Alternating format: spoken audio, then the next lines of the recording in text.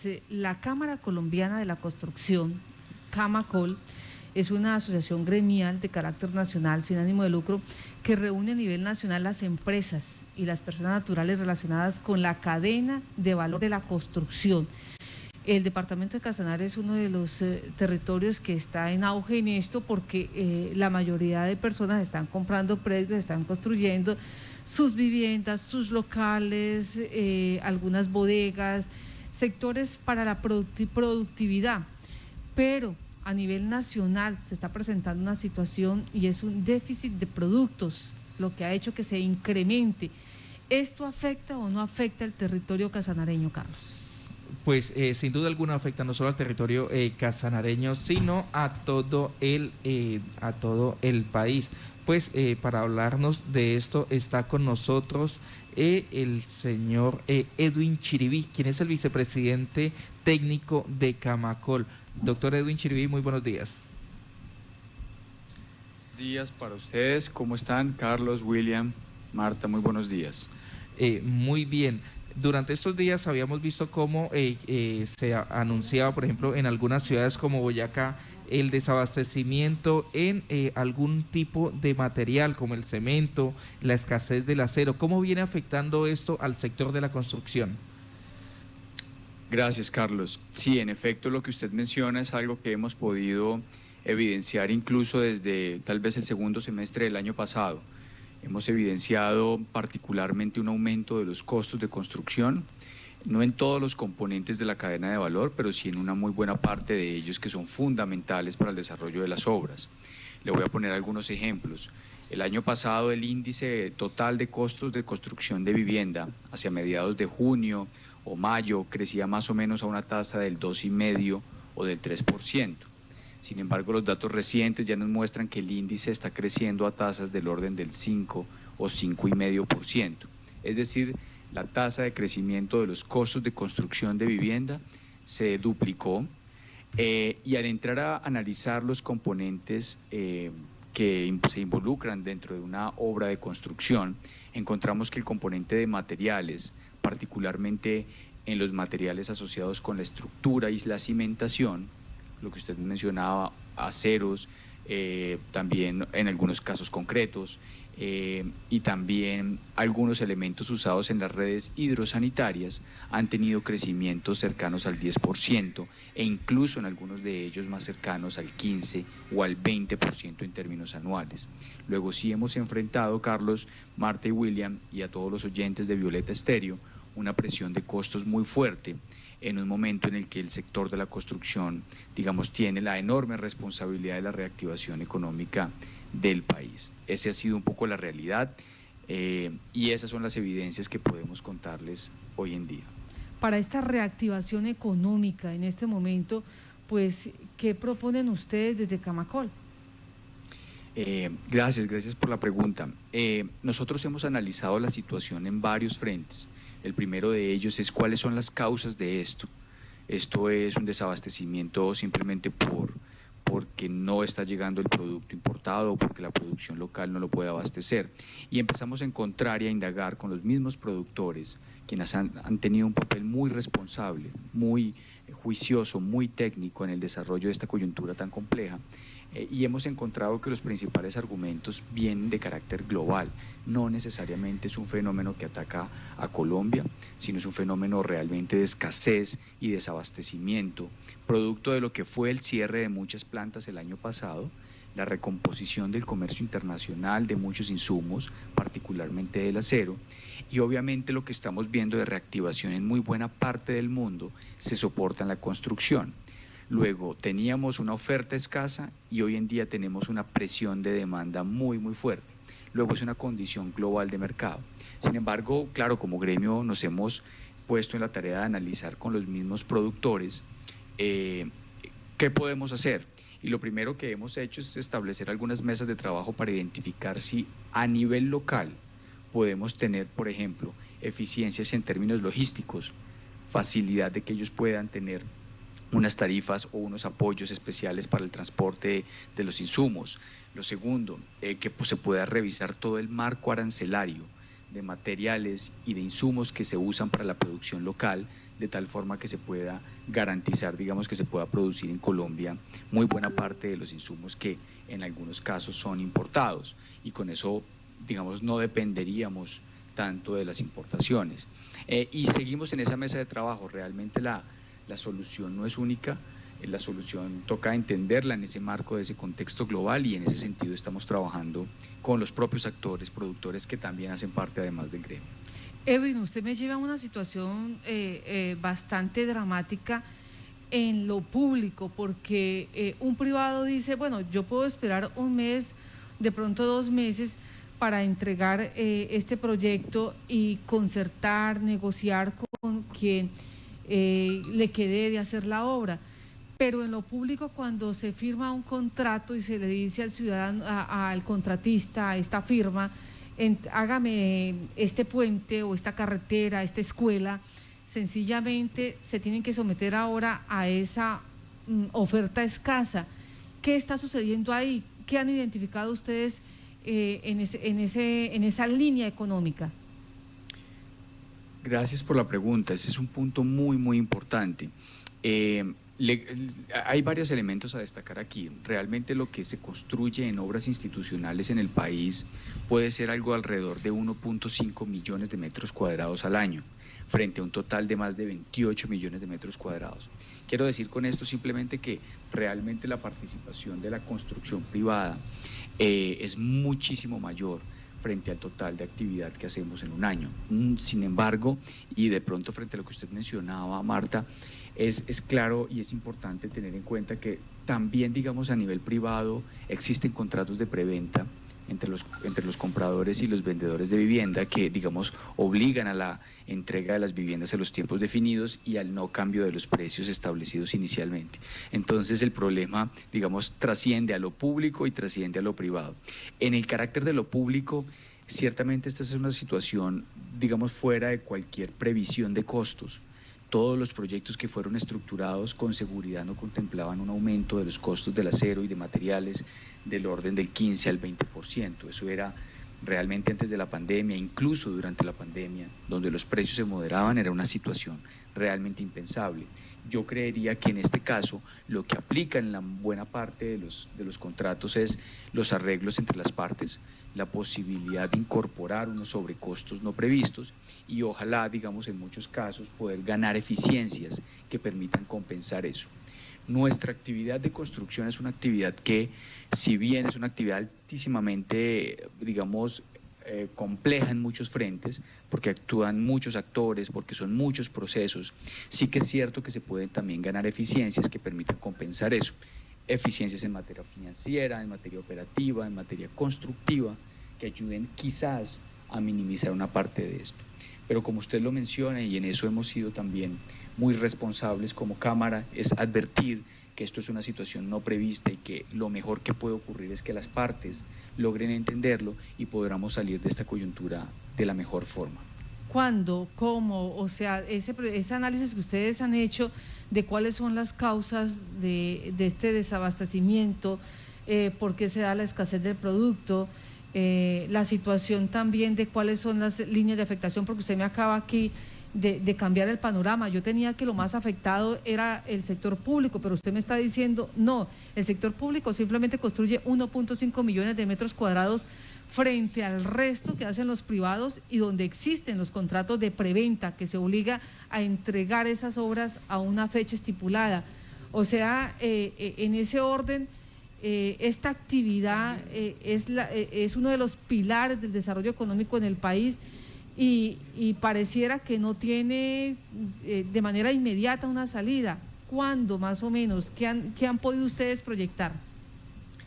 Sí, ese es un muy buen punto. Hemos tratado de abordar la perspectiva de esta problemática en varios frentes. La primera es cómo hemos visto que ha evolucionado el canal de provisión. Es decir, esa escasez que vimos tan crítica ha venido evolucionando favorablemente. La respuesta a eso es sí. Los meses recientes nos muestran que ya el volumen de importaciones, por ejemplo en el caso del acero, la producción local, también en el caso del acero, ha venido aumentando. Y eso nos da la tranquilidad de que el efecto, digamos, de escasez de producto empieza a minimizarse. nosotros estimamos que a lo largo de los próximos 6 meses la normalización de las cantidades de producto ofrecidos en el país van a estar relativamente equilibradas. Y eso es una buena señal, Marta, William y Carlos, porque creemos que aquí podemos, digamos, ya dar tranquilidad para la ejecución y el desarrollo de las obras, y eso, digamos, es parte del riesgo que se puede minimizar. El segundo elemento y la segunda pregunta es, ok, esas cantidades que van a ingresar al país o que se van a poder producir en el país, ¿van a poder tener los mismos precios de antes del de mayo o junio del 2020? La respuesta es una respuesta un poco más compleja, la hemos evaluado con los mismos productores y la respuesta de ellos ha sido un poco más conservadora y nos han dicho es muy probable que tengamos una moderación de ese aumento de precios, pero no necesariamente vamos a estar en el mismo escenario de antes de junio del año pasado.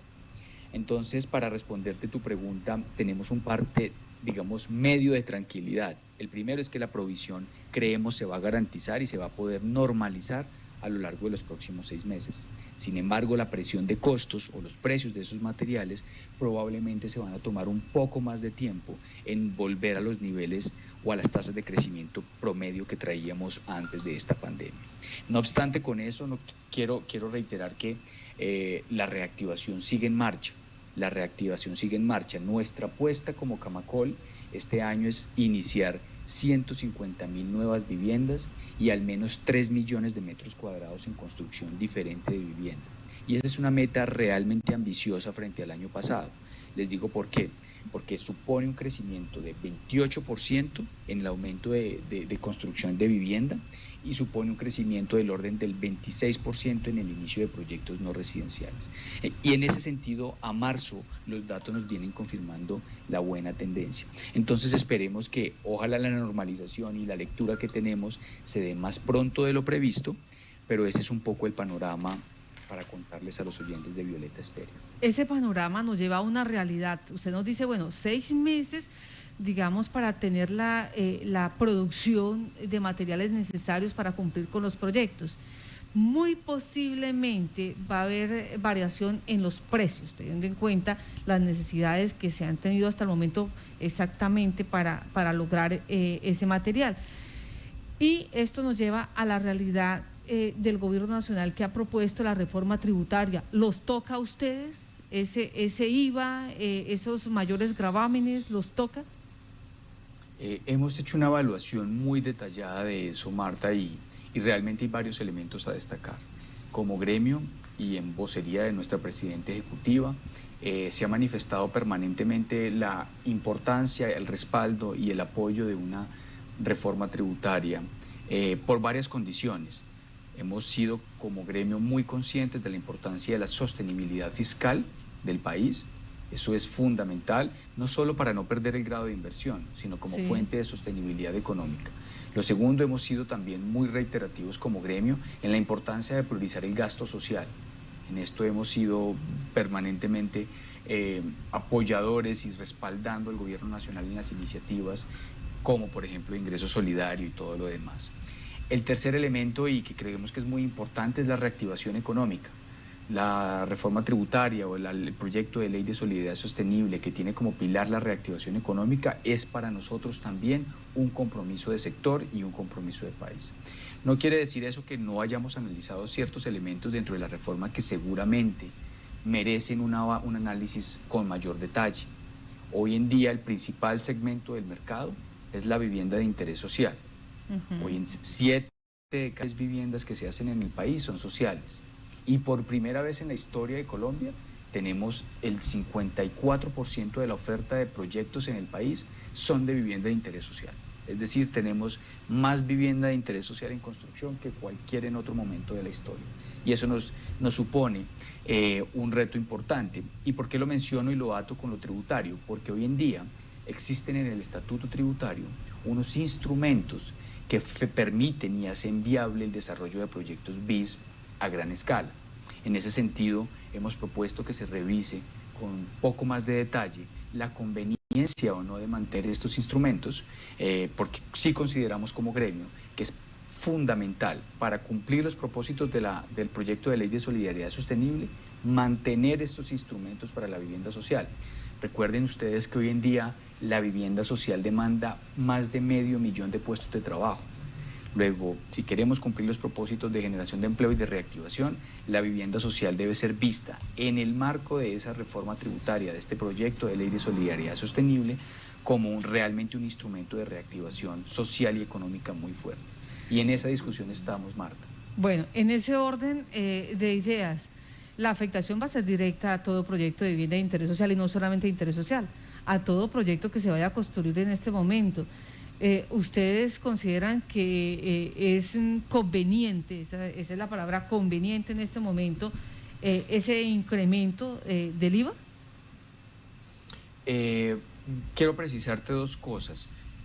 Cuando lo mencionas lo del IVA, nosotros hoy en día, dentro de los proyectos de vivienda de interés social y dentro de los proyectos diferentes de vivienda de interés social, existen dos particularidades importantes a tener en cuenta. Sí. La construcción de proyectos de vivienda de interés social tiene uno de los instrumentos más importantes que han permitido su desarrollo, y se puede devolver hasta el 4% del IVA pagado en los materiales. O sea, del 19% podría devolverse el 4%. No, está cerca como lo has mencionado, pero te lo voy a precisar de otra forma. Por favor. Un proyecto de construcción que invierta 100 pesos, ¿sí? Invierta 100 pesos en el total, ese es el costo total del proyecto. Un proyecto de vivienda vale 100 pesos. Al interior de esos 100 pesos, el constructor ha comprado un suelo, ha pagado una mano de obra y ha comprado unos materiales. De todos esos 100 pesos de inversión, el constructor puede solicitar una devolución del IVA equivalente hasta el 4% del total del valor de la obra. Quiere decir que esos 100 pesos podría, con los IVAs pagados en los materiales, poder reclamar hasta un 4% de eso. Esa es la lógica de devolución que tenemos al interior de los proyectos de vivienda de interés social. Y en todos los demás, sencillamente la construcción pues no causa IVA, luego simplemente el IVA que se paga se lleva como un costo. En ese sentido, digamos, no existe elemento alguno que desde el punto de vista del IVA que nos afecte. Ya. ¿Por qué hago énfasis en lo de vivienda de interés social? Porque hay que evaluar si en las derogatorias del proyecto de ley se quiere o no eliminar esa devolución del 4%, que de nuevo te reitero, para nosotros ha sido fundamental en lograr la escala de producción de vivienda social que tenemos hoy en día. Sí, o sea, ustedes todavía no han revisado el texto y no han podido identificar si hay el desmonte de este 4%, que es lo que preocupa. Está revisado el texto y dentro de las derogatorias aparece eliminado.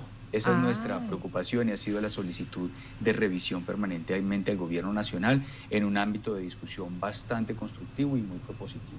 O sea, sí afecta entonces directamente este propósito de una de las líneas que tiene el Gobierno Nacional de generar empleo, que es la construcción de vivienda de interés social, y donde desmonte este 4%, pues a ustedes como empresarios, como constructores, como contratistas, pues resultan directamente afectados, y con ello también la mano de obra, obviamente, la situación de la construcción y el poder acceder a estos contratos.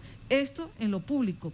Vamos a mirar en lo privado, como usted lo dice, cuando se hacen estos proyectos mayores que no tienen la condición de vivienda de interés social, y adicional pues se firman estos contratos de entrega con fecha programada y se está incumpliendo, pues lamentablemente, porque no hay por ahora la producción necesaria de acero y otros elementos necesarios en la construcción. Sin embargo, usted es halagüeño, dice a 6 meses está mejorando la situación y se está buscando la manera de regular esos precios y estaremos pendientes. Pues muchas gracias a usted por explicarnos cómo está la situación de la construcción en el país, cómo están haciendo ustedes en estos procesos económicos, y la Cámara Colombiana de Construcción, Camacol, pues cómo está interviniendo en estas decisiones tan grandes que está tomando el Gobierno Nacional, como es la reforma tributaria. Mil gracias por estar en Contacto Noticias. Muchas gracias a ustedes, un saludo y espero estar con ustedes de nuevo. Un abrazo.